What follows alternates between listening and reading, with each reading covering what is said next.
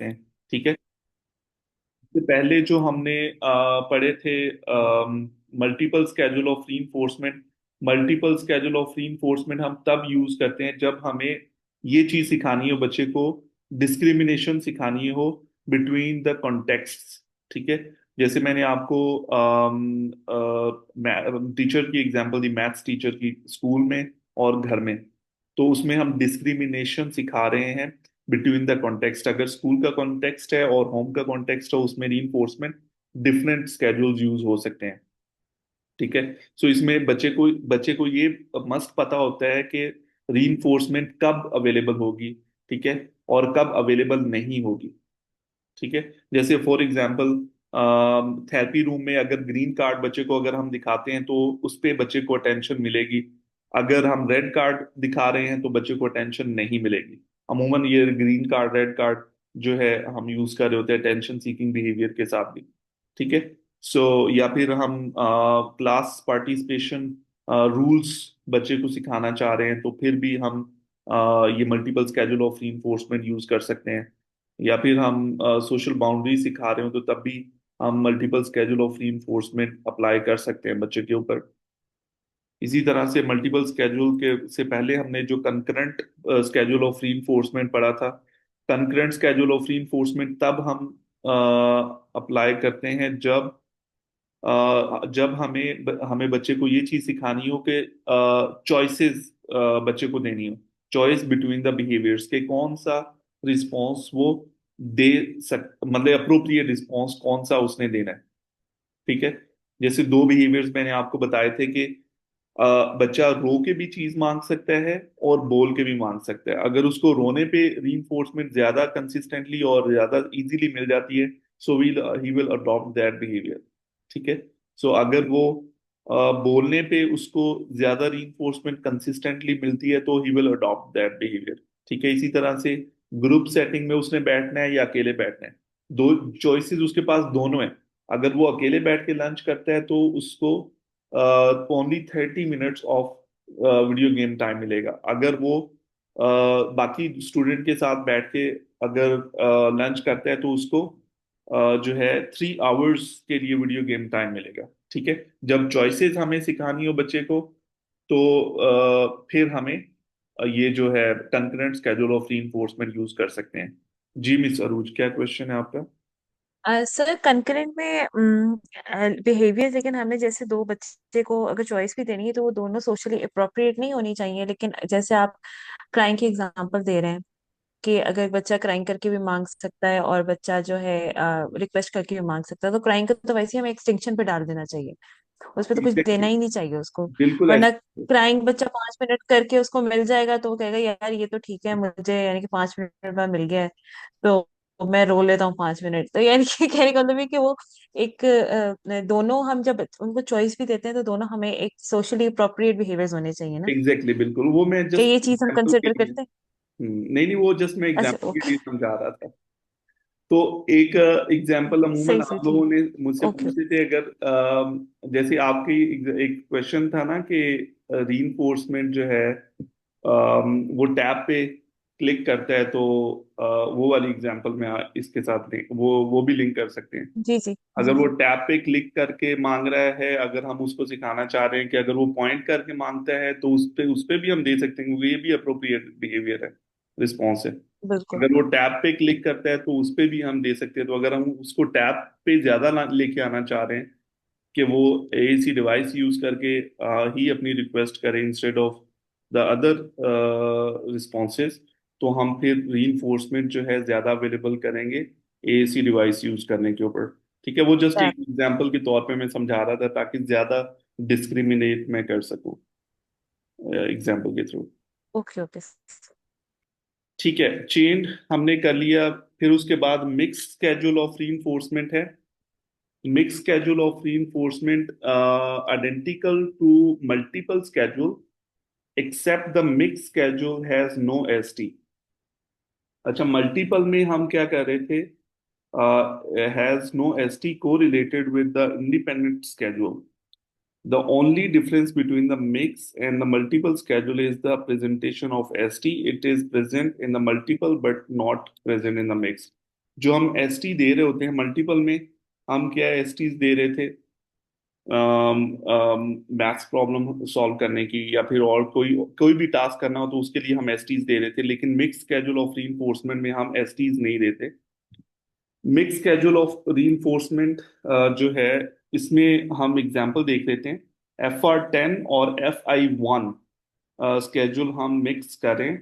Fix ratio 10 means के कोई 10 responses के बाद रीइंफोर्समेंट मिलेगी, और FI1 1 मिनट के बाद रीइंफोर्समेंट मिलेगी। Reinforcement sometimes occurs after the completion of 10 responses when the FR10 part of the schedule, and the sometime occurs after 1 minute interval, which is the FI1 part of the schedule from the preceding reinforcement. Since there is no ST, the individual is not sure what schedule is in effect at any given time. अच्छा, ये दो reinforcement schedule है, दोनों को हम mix कर रहे हैं। ठीक है। और ये हम कब यूज करते हैं?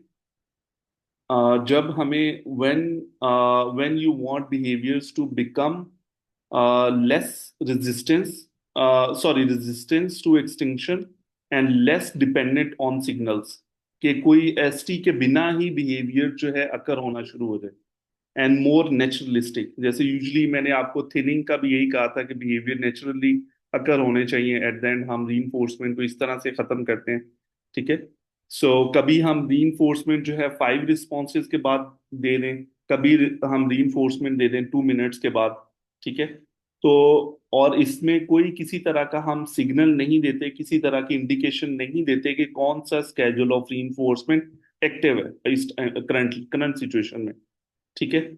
जिससे बच्चे को समझ ही ना आए कि अभी कौन सा स्केड्यूल ऑफ रीइंफोर्समेंट चल रहा है, ताकि without any signal, without any ST, बच्चे के रिस्पॉन्सेज अकर होना शुरू हो जाए। जैसे अम, जितने भी अगर हम स्किल मेंटेनेंस की बात करते हैं, हैंड वॉशिंग की है, टॉयलेट यूज करने की है, इसके अलावा ऐसे रिस्पॉन्सेज जो हम चाह रहे हैं कि एक लॉन्ग टर्म के लिए बिहेवियर परसिस्टेंट रहे, तो उन बिहेवियर्स के ऊपर हम mix schedule of reinforcement use करते हैं।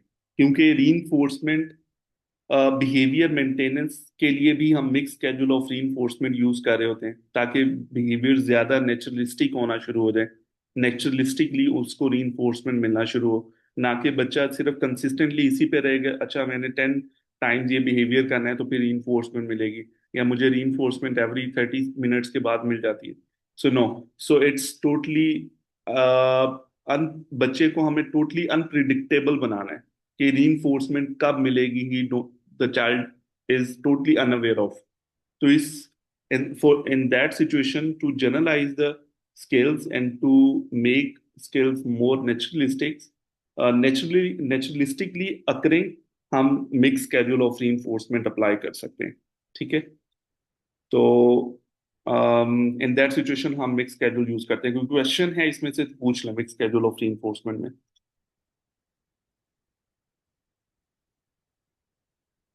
Any question?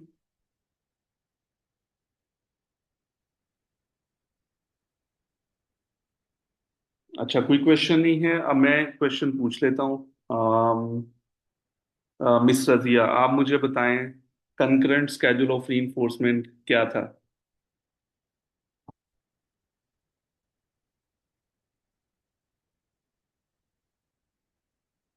सॉरी सर, मैं बोल रही थी, माइक बंद था। No problem. कनकरेंट में सर दो जो स्केड्यूल ऑफ reinforcements हैं उनमें चॉइस है, just very like good. A matching law. And इसमें जो है वो simultaneously prints. So child can choose, he has to go to which schedules where he gets more reinforcement. Very good, very good, amazing, very good. अब हम वापस आते हैं हमारे इसी मिक्स स्केड्यूल ऑफ रीइंफोर्समेंट पे, कि कौन बताएगा मुझे कि मिक्स स्केड्यूल ऑफ रीइंफोर्समेंट हम क्यों यूज करते हैं?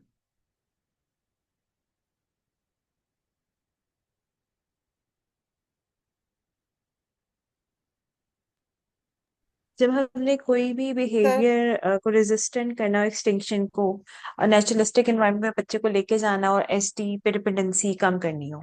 Very good, amazing.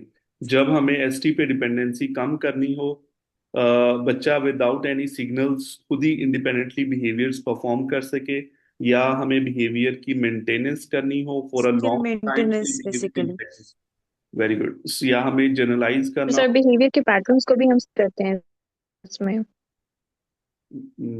समझ नहीं आई, आप क्या पूछना चाह रही?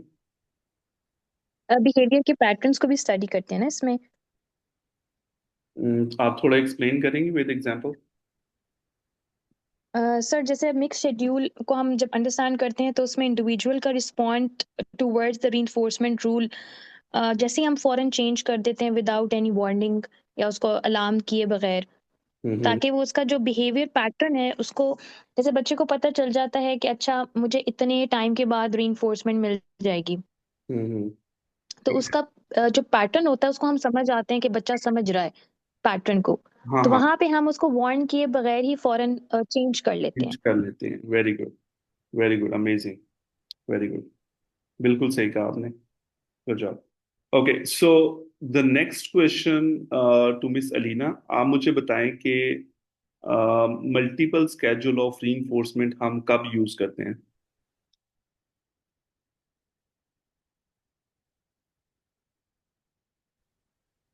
सर मल्टीपल स्केड्यूल्स हम दो डिफरेंट रीइंफोर्समेंट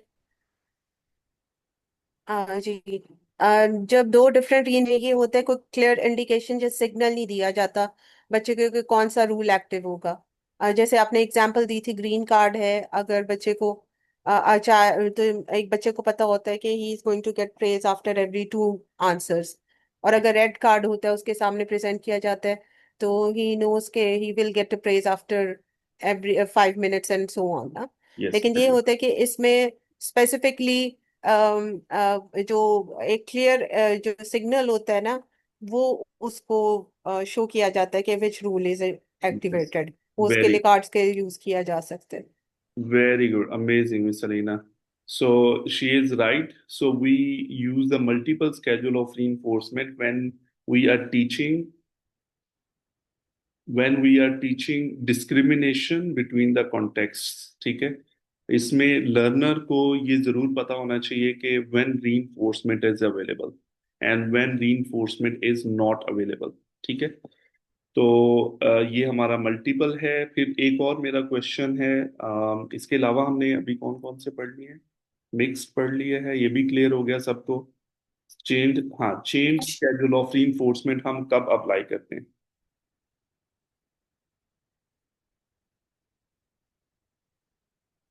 मिस नवाल, आप बताएंगी? चेंज स्केड्यूल ऑफ या change schedule of reinforcement.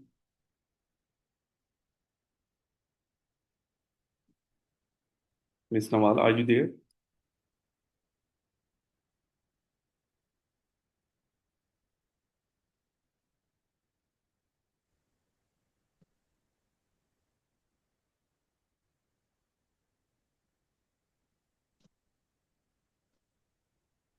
Ji Miss Nawal, आपको मेरी आवाज आ रही? सर जी जी अब आ रही है। सर जब हमने कोई भी लॉन्ग प्रोसेस स्किल लर्न कराना होता है बच्चे को, जैसे कि हैंड वॉशिंग है, उस टाइम पे हम चेनिंग रीइंफोर्समेंट शेड्यूल यूज करते हैं। ठीक है, वेरी गुड। ऐसा स्किल जिसमें मल्टीपल स्टेप्स इंक्लूड होते हैं, उनमें हम chain schedule of reinforcement use कर सकते हैं। Very good. ठीक है, अभी नेक्स्ट जो है सर दैट इसमें इज द, मैं बोल रही थी। अच्छा।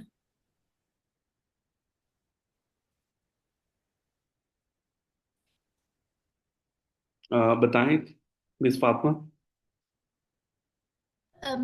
जी मैं कह रही थी कि हम प्रोसेस के अलावा जैसे अगर बच्चों को होमवर्क मिला होता है मैथ्स का, इंग्लिश का, ठीक है, तो पहले हमने ये मैथ्स का करवाया फिर हमने इंग्लिश का कराया, तो ये भी चेन वाला ही नहीं होगा, इस तरह से होगा या मतलब कि या ये प्रोसेस में ही हम इस्तेमाल करेंगे? एक ही बिहेवियर, एक ही टास्क के मल्टीपल स्टेप्स हैं, तो उसमें हम ये यूज करते हैं क्या? होमवर्क जो है दो डिफरेंट सब्जेक्ट का एक ही टास्क, हाँ ये भी सही है, ये भी चेन में हो सकता है कि पहले आपने साइंस का कर लें, फिर इंग्लिश का करें, फिर ये करें। तो आई लेकिन थिंक सर उसमें सर हम स्टेप्स इसमें तो तो प्रोसेस तो सर लर्न नहीं लेकिन कर रहे ना। हाँ, सॉरी सर, सर उसमें तो स्टेप्स होंगे ना, the child needs exactly. To हाँ, ओपन नहीं, अ वेब, सॉरी, या यू आर राइट। तो यस ये होमवर्क वाला इसमें नहीं होगा, सॉरी, माय मिस्टेक।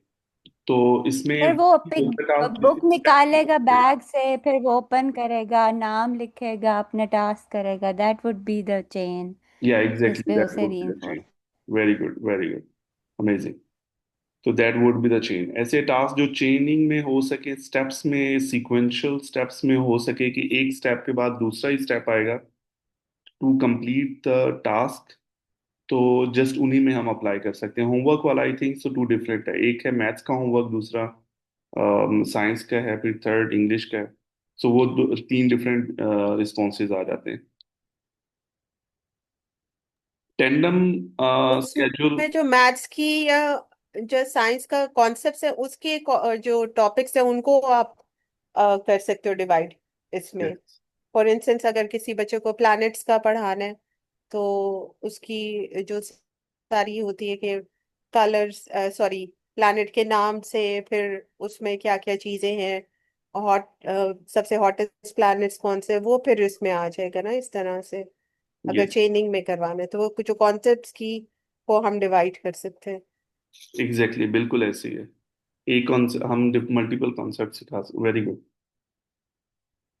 ठीक है। टेंडम स्केड्यूल ऑफ रीइंफोर्समेंट क्या है? Tandem schedule use when you want learner to complete multiple requirements independently without the cues, जिसमें ये भी एक चेन स्केड्यूल ऑफ रीइंफोर्समेंट है, except the tandem schedule does not use an ST. Chain में ST हम देते हैं, कोई भी टास्क अगर हम परफॉर्म करवा रहे हैं, स्टेप्स हैं, उसमें भी हम एसटी दे सकते हैं, ठीक है। बट टेंडम में एसटी नहीं आता है, ये भी चेन स्केड्यूल ऑफ रीइंफोर्समेंट की तरह, ठीक है। ये भी अनसिग्नल्ड चेन होती है। The only difference between the tandem and the chain schedule is the presentation of the ST. It is present in the chain but not present in that tandem, ठीक है। कि हम जो है एसटी नहीं देते, विदाउट एसटी सिक्वेंशियल टास्क जो है वो हम कंप्लीट करवा रहे होते हैं, ठीक है। जैसे टेंडम में FI1 है, फिक्स्ड इंटरवल 1 मिनट, और FR5 का हम अगर स्केड्यूल मिक्स करें तो reinforcement occurs after first 1 minute goes by. FI 1 minute part of the schedule, 1 minute के बाद रीइंफोर्समेंट मिलेगी and then the person starts to respond. FR5 जो कि the person fifth correct response is when he और she receives reinforcement, ठीक है। इसमें example क्या हो सकती है कि the student completes 5 problems, then work for 10 minutes, ठीक है। इसमें कोई किसी तरह का हम सिग्नल या इंडिकेट नहीं देते चेंज की, ठीक है। तो उस after after completing these two steps उस स्टूडेंट को रीइंफोर्समेंट अवेलेबल होगी, ठीक है। अब जैसे ईटिंग है, 5 स्पून्स अगर वो 7 मिनट्स में कंप्लीट करता है तो he is going to get the reinforcement, ठीक है। तो या फिर ये भी चेन की तरह है ना, बट इसमें कोई एसटी नहीं है। जैसे चेन में हम कहते थे कि ब्रश योर टीथ, ठीक है। उसमें हम कह सकते हैं कि ओके 30 टाइम्स आपने रबिंग करनी है ब्रश की, ठीक है। फिर उसके बाद हम we can say that now you have to gargles या रिंस माउथ फॉर 10 सेकेंड्स, ठीक है। तो then reinforcement will be available. तो हम एसटीज दे रहे थे, इंस्ट्रक्शन दे रहे थे, बट इसमें कोई किसी तरह की इंस्ट्रक्शन नहीं होती। So we just observe and after completing these sequences independently without any cue, बच्चे को रीइंफोर्समेंट अवेलेबल हो जाती है। ऐसे टास्क जिनमें हमें बच्चे को इंडिपेंडेंट करना है, जैसे जॉब रिलेटेड टास्क होते हैं या सेल्फ मैनेजमेंट प्रोग्राम्स हैं, अगर हम बच्चे को सिखा रहे हैं तो we can use this tandem schedule of reinforcement. क्योंकि हमें अगर बच्चे को इंडिपेंडेंट करना है तो we can not give instructions again and again for on every step, ठीक है। So the child has to follow the steps independently. ठीक है। सो जो हम एक बार सेट कर लेते हैं कॉन्टिजेंसी के आपने अपना लंच 10 मिनट्स के अंदर अंदर कंप्लीट करना है, खत्म करना है, तो you will get the reinforcement. So अब वो इंडिपेंडेंटली जो है विद इन 10 मिनट्स वो अपना 1 प्लेट राइस की वो कंप्लीट करे। ठीक है। Then he can get the reinforcement. ठीक है। So in these situation, we use the tandem schedule of reinforcement. Is it clear? या फिर क्वेश्चन है कोई? सर ये चेन की तरह ही आपने कहा था, है तो मतलब ये प्रोसेस नहीं होगा कि प्रोसेस जब पूरा कंप्लीट करेगा तो फिर मिलेगा? एग्जैक्टली इसमें प्रोसेस फॉर वो एग्जाम्पल, complete करे without any cues, without any ST. हाँ, जी जी जी, लाइक फॉर एग्जाम्पल बच्चा पॉटी ट्रेनिंग के लिए उसको पता होगा कि उसने पहले क्या कहते हैं, क्या करना है, कमोड को फ्लश करना है, फिर हैंड वॉश करके, फिर जब वो पूरा सब कुछ कंप्लीट कर लेगा तब उसको रीइंफोर्समेंट मिलेगी। यस, सारा ये ऐसे ही है। ऐसे ही। इसमें सर equation जैसे होती है। पहले एग्जांपल दी थी होमवर्क की, जैसे पहले वो मैथ्स का होमवर्क करे फिर वो इंग्लिश का होमवर्क करे quietly without giving any in between STs and instructions, वो अपनी चेन इंडिपेंडेंटली कंप्लीट करके दो होमवर्क्स करे, उसके बाद उसे रीइंफोर्समेंट मिलेगी, तो that is the tandem reinforcement. Yes, tandem reinforcement, very good. Chain में बेसिकली ऑल्सो सर ऐसे हो सकता है कि पहले हम चेंड, जब हम एक स्किल सिखा रहे हैं ज्यादा तो हम उसको पहले चेंड पे रखें फिर और टेंडम फिर पे। आहिस्ता से उसको टेंडम पे मूव कर दें यस वी कैन जब डू। हम उसको इंडिपेंडेंट कर रहे हैं। Yes we can do, we can do. तो चेन में बस एसटी या क्यूज थे हर एक स्टेप के लिए कि ये कंप्लीट करो, ये कंप्लीट करो। टेंडम में वो क्यूज या वो एसटीज नहीं है। ठीक है। तो the child has to process the whole steps by himself and at the end he can get the reinforcement. For instance sir, अगर हम ट्रेनिंग की बात करते हैं तो उसमें ये चीज आ जाएगी कि अगर बच्चे को बेकिंग सिखा रहे, कुकीज बनाना, तो उसमें पहला प्रोसीजर हम फॉलो ये करेंगे कि चेन स्केड्यूल ऑफ रीइंफोर्समेंट होगा, कि वो सारे स्टेप्स हम उसे एसडी के साथ सिखा रहे हैं। लेकिन नेक्स्ट टाइम जब टेंडम का रीइंफोर्समेंट हम अप्लाई करेंगे, स्केड्यूल ऑफ रीइंफोर्समेंट, तो उसमें हम बच्चे को किसी किस्म की कोई एसडी इंस्ट्रक्शंस नहीं दे रहे, वो बच्चा खुद ही से सारे स्टेप्स फॉलो करेगा और कुकी बेक करेगा। Yes, very good, very good, very good, amazing. पर इस सर सर इस स्टेप के ऊपर तो फिर उसको उस सारे टास्क के ऊपर मास्टरी लेवल होना चाहिए ना, तो उसको कर सकता हो, एग्जैक्टली उसको आने उसकी चाहिए ग्रिप हो सारे। उस टास्क के ऊपर तो। बिल्कुल, बिल्कुल। जी। लेकिन सर सर जैसे हम हम सॉरी, लेकिन सर हम उसको इनिशिएटिंग एसटी तो देंगे ना कि हमने अब ये करना, let's do bake cookies exactly sir, I want to और say you have to bake cookies. कि कैसे वो बगैर एसटी के, विदाउट एसटी वो कैसे वो सारा काम कर लेगा, लाइक मैं ये भी पूछना। नहीं, वो टास्क उसके कंप्लीट तो आई उसको थिंक वो तो बेसिक आ रहे होंगे इंस्ट्रक्शन ना। है ना। पहले ही तो हमने उसको वो तो इंस्ट्रक्शन और सिर्फ वो बेसिक इंस्ट्रक्शन। टास्क कंप्लीट कर लो। और और फॉर इंस्टेंस ये ऐसे भी तो होता है ना, अगर एक बच्चा उसका दिल चाह रहा है कुकी खाने को या कुकी बना के खाने को या सैंडविच, तो वो अगर इंडिपेंडेंट लेवल पे पहुंच गया तो खुद से भी वो काम खुद ही कर लेगा ना। Yes, it depends on his own instinct, like अगर उसको खुद किसी चीज की जरूरत है तो वो उठ के सब ये कर लेगा, मतलब उसको किसी के कहने की जरूरत नहीं होगी, लाइक कोई एसटी नहीं देना पड़ेगा उसको, ये उससे सूरत में दे सकते हैं सर हम।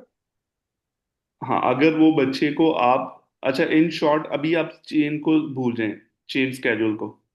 अब मेरी बात को आपने गौर से सुनना है। हम उसमें फिर जब चेन को जेन में रख के इसको सोचेंगे, फिर हम कंफ्यूज हो जाएंगे।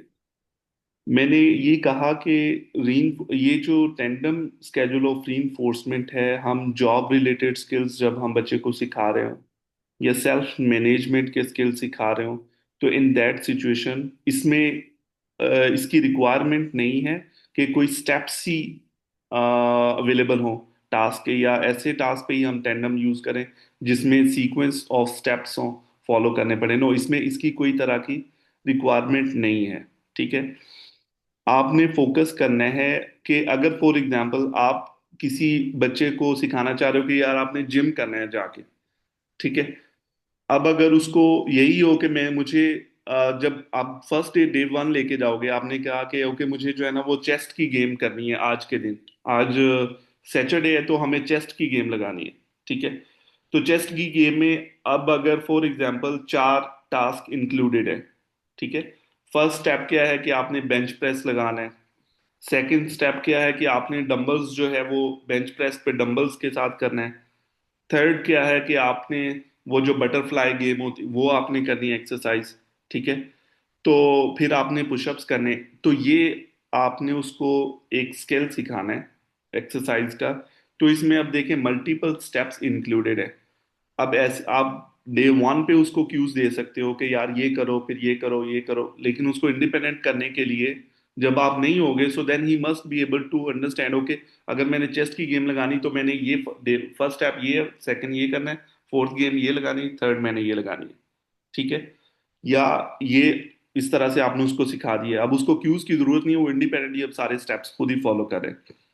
फिर इसी तरह से अगर आपने उसको जॉब रिलेटेड टास्क सिखाने हैं कि आपने ऑफिस जाना है अपने, ठीक है। ऑफिस जाके आपने अपनी फाइल सेट करनी है, टेबल सेट करना है, आपने कॉफी का कप लेके आना है टेबल के ऊपर।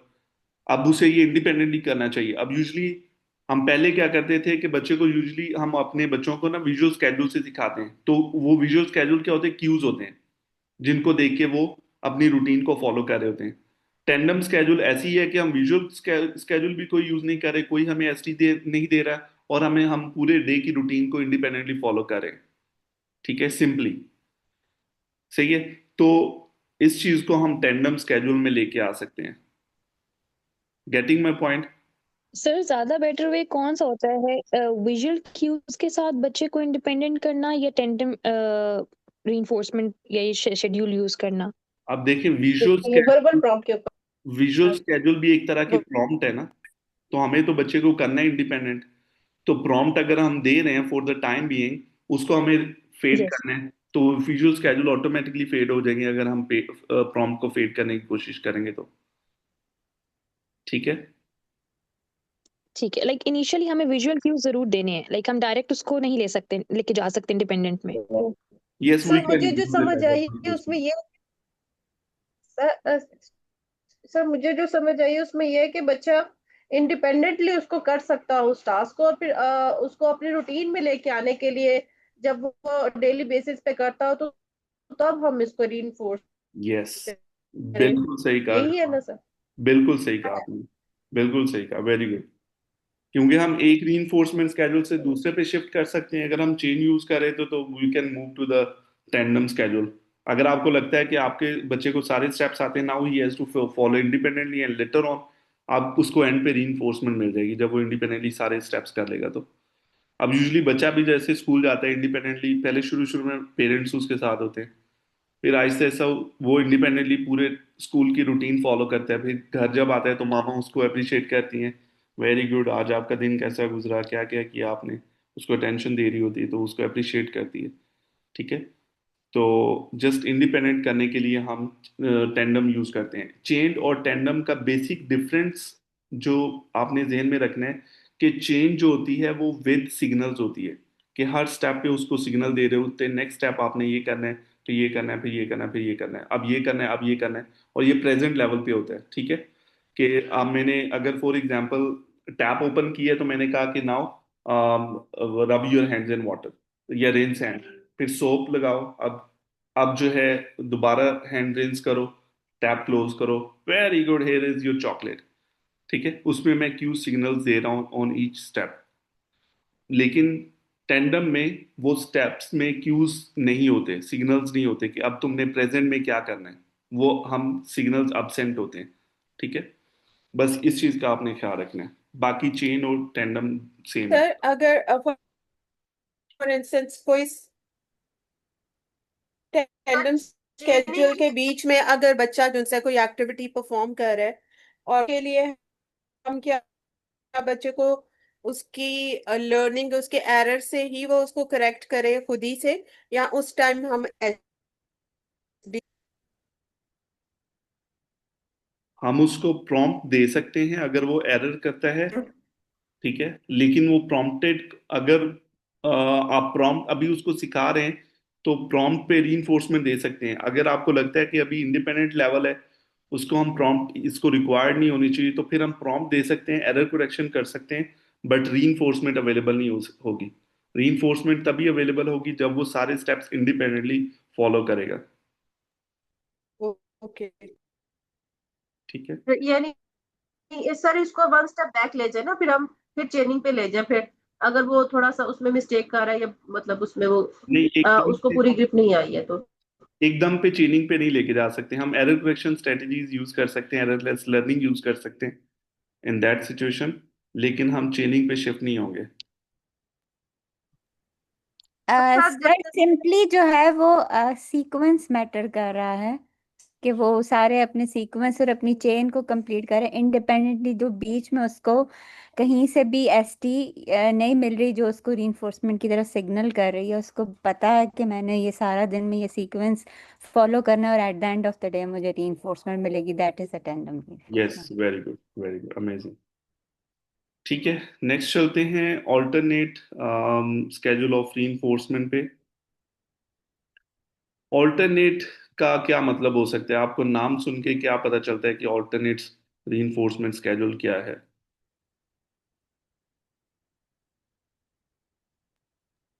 सर ये भी ऑप्शन वाला ये सर ऑप्शन दे इसमें ऑल्टरनेटिव जैसे और का कॉन्सेप्ट आ जाता है, ये कर लो या नहीं तो वो कर लो, वेरी इस तरह गुड, की कोई चीज। Very good.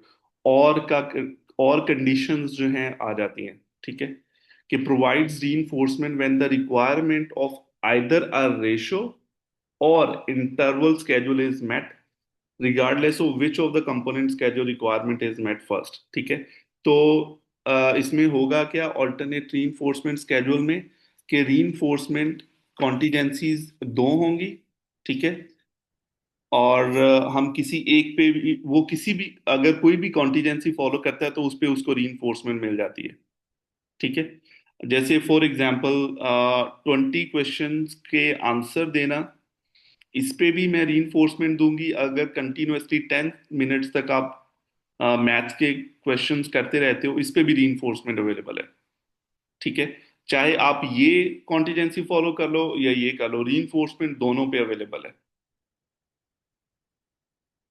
Getting my point? और रीइंफोर्समेंट सेम होगी इसमें, क्योंकि रीइंफोर्समेंट, जो हमारे पास, सर हम ऐसा क्यों करेंगे और किस जैसे कौन से जैसे पॉइंट्स पे हमारे हम। पास जो वो था,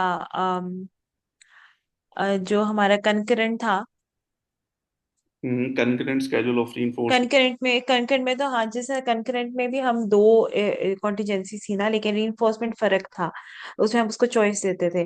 तो इस केस में हम पहली बात ये कि क्या रीइंफोर्समेंट सेम रखेंगे, और फिर दूसरी बात ये कि हम इसमें भी चॉइस देते हैं। अच्छा, इसमें रीइंफोर्समेंट एक ही होती है। ठीक है, सिर्फ ओके। फर्क ये है कि चाहे ये कॉन्टिजेंसी फॉलो कर लो या ये कर लो, रीइंफोर्समेंट एंड पे एक ही मिलती है। और ये और तब चॉइस देते हैं। चॉइस देते हैं, दोनों कॉन्टिजेंसीज में से कोई भी एक फॉलो कर ले वो। चॉइस इस वजह से हम देते हैं कि उसकी मोटिवेशन इंक्रीज हो सके, और एक तरह की हम फ्लेक्सिबिलिटी शो कर सकें कि वो रिक्वायरमेंट को अचीव कर सकता है बच्चा, रीइंफोर्समेंट गेन कर सकता है। ठीक है, और इसमें हमें, अगर बच्चे को, आपको लगता है कि कोई रीइंफोर्समेंट स्केड्यूल फॉलो करने से उसकी फ्रस्ट्रेशन बढ़ जाती है, या उसको लगता है कि ये डिफिकल्ट टास्क है, मैं नहीं कर सकता, सो इन दैट सिचुएशन आप alternate schedule of reinforcement use कर सकते हैं। ओके, अच्छा, चाहे आप ये कर लो या ये कर लो, दोनों पे रीइंफोर्समेंट अवेलेबल है, ताकि बच्चे की मोटिवेशन हाई हो सके, और उसमें उसको फ्लेक्सिबिलिटी फॉलो शो हो कि मैं अचीव कर सकता हूँ रीइंफोर्समेंट, सेंस ऑफ अचीवमेंट उसमें हम बिल्ड कर सकें। ठीक है, जैसे मैं कहूँ कि आप, अच्छा चलो, लेट्स कंप्लीट द 8 क्वेश्चंस, या फिर आप 10 मिनट्स तक बैठ के अपना होमवर्क कंप्लीट कर लो। अगर 8 क्वेश्चन नहीं कर सकता तो 10 मिनट तक बैठ के लिखता रहे, तो he will get the reinforcement, जो उसकी फेवरेट रीइंफोर्समेंट है। ठीक है, तो उनमें से कोई भी अगर वो कर लेता है तो उसको, अब जैसे बचपन पे मेरी अम्मी मुझे कहती थी कि मैं 1 रुपया दूंगी जो भी जल्दी सोएगा। ठीक है, उसमें चाहे वो आंखें बंद करके हम लेटे रहें 1 घंटे के लिए, या फिर फुल स्लीप में चला जाए। एक जस्ट एग्जांपल सिंपली दे रहा हूँ। तो अगर हम 1 घंटे तक चुप करके लेटे भी रहते थे आंखें बंद करके, तो उस पे भी मुझे रीइंफोर्समेंट मिल जाती थी। ठीक है, पैसे मिल जाते थे। अगर हम सो जाते हैं तो उस पे भी रीइंफोर्समेंट अवेलेबल है। ठीक है, तो दो डिफरेंट कॉन्टिजेंसीज पे रीइंफोर्समेंट मिल जाती है, फ्लेक्सिबिलिटी है, और इसमें मोटिवेशन बच्चे की इंक्रीज होती है। ठीक है, गेटिंग माई सर अगर पॉइंट। बच्चा सो जाता है तो फिर सुबह जब उठेगा फिर इन्फोर्स करेंगे उस टाइम उसको उसको नहीं, याद दोपहर रहेगा? के वक्त। हाँ नहीं, मेरी अम्मी एक्चुअली दोपहर के वक्त जो है ना, वो यूजली हमें ये कहती थी कि आप में से जो भी सो जाएगा या खामोशी से लेटा रहेगा, तो उसको जब आप उठोगे तो then I will give you 1 rupees. नहीं सर, ओके। याद रहता है, ख्वाब में भी आ रहा होता है कि हाँ, अब वो उठेंगे जब तो हमें हमें ये चाहिए मिलेगा। होते थे हम फॉलो करते थे, और दैट एक्चुअली वर्क्स। और जब वर्क नहीं था करता, तो वो फिर एक और तरह की कॉन्टिजेंसी बिल्ड करती थी पनिशमेंट की। तो खैर, इन शॉर्ट, ये जो मोबाइल मोबाइल के यूज के लिए भी हम यूज ये कर सकते हैं कि लाइक अगर वो मोबाइल यूज नहीं करता या मोबाइल यूज ना करे या फिर काम कर ले, कुछ ऐसा। हाँ, मतलब कॉन्टिजेंसीज तो हम बिल्ड कर सकते हैं ना, लेकिन इसमें सेंस ऑफ अचीवमेंट और मोटिवेशन बिल्ड करनी होती है, और इसमें मकसद ये है ना, अगर हम कुछ ऐसी कॉन्टिजेंसीज बिल्ड करें जिसमें बच्चे की मोटिवेशन ही ना बिल्ड हो, तो फायदा नहीं है फिर ऑल्टरनेट स्केड्यूल ऑफ रीइंफोर्समेंट का। इसका बेसिक ऑब्जेक्टिव ये होता है कि बच्चे को फील हो कि मैं ये कर सकता हूँ, ये अचीव कर सकता हूँ। और ये उन्हीं सिचुएशन में होती है जहां पे मोटिवेशन की रिक्वायरमेंट बच्चे को, ठीक है, या फ्रस्ट्रेशन बच्चे की कम करनी हो तो। ठीक है, तो और इजीली वो इंगेज हो जाए उस चीज में विदाउट शोइंग फ्रस्ट्रेशन। क्योंकि अमूमन हम स्केड्यूल जब सेट करते हैं तो समटाइम्स बच्चे फ्रस्ट्रेटेड होना शुरू हो जाते हैं कि अच्छा, फिक्स रेशो, अगर मैं 5 यूज कर रहा हूँ कि 5 करेक्ट रिस्पॉन्सेज के बाद मैं उसको रीइंफोर्समेंट दे रहा हूँ बच्चे को, तो बच्चा फ्रस्ट्रेटेड हो जाता है कि रीइंफोर्समेंट क्यों नहीं मिल रही। ठीक है, तो वो रोना शुरू कर देता, माइट भी थर्ड रिस्पॉन्स के बाद रोना शुरू कर दे। ठीक है, तो इन दैट सिचुएशन, फ्रस्ट्रेशन को कम करने के लिए, मोटिवेशन बढ़ाने के लिए, हम alternate schedule of reinforcement use कर सकते हैं। ये कर लो या ये काम कर लो, दोनों में से कुछ भी कर लो, आपको रीइंफोर्समेंट मिल जाएगी। ठीक है, ये अमूमन हम क्लासरूम क्लासरूम में वर्क हैबिट्स को बिल्ड करने के लिए भी यूज करते हैं, ऑल्टरनेट स्केड्यूल ऑफ रीइंफोर्समेंट। हम थेरेपी सेशन में भी इसको यूज कर सकते हैं। अगर बच्चे की मोटिवेशन लो है, तो तब भी हम यूज कर सकते हैं। जैसे एस्केप मेंटेन बिहेवियर्स को अभी हमने पढ़ा नहीं है वो, लेकिन ये एंटीसीडेंट मॉडिफिकेशन वाली स्ट्रेटजीज में हम यूज करते हैं। चॉइस देना, कि अगर बच्चे को राइटिंग पसंद नहीं है, बच्चे जब भी राइटिंग मटेरियल उसके सामने मैं रखता हूँ, तो बच्चा रोना शुरू कर देता है। तो मैं उसको चॉइसेस देता हूँ कि अच्छा, मुझे ये बताओ कि आपने मार्कर के साथ लिखना है या कलर पेंसिल्स के साथ कलर करनी है, कोई भी पिक कर लो इनमें से। ओके, आपने जो है पजल फिक्सिंग करनी है या कलरिंग करनी है, आपने मैचिंग का टास्क करना है या आपने जो है लेबलिंग वाला टास्क करना है। ठीक है, तो ये चॉइसेस दोनों देना, और उसमें से बच्चा कोई एक पिक कर लेता है, उस पर फिर रीइंफोर्समेंट अवेलेबल हो जाती है। ठीक है।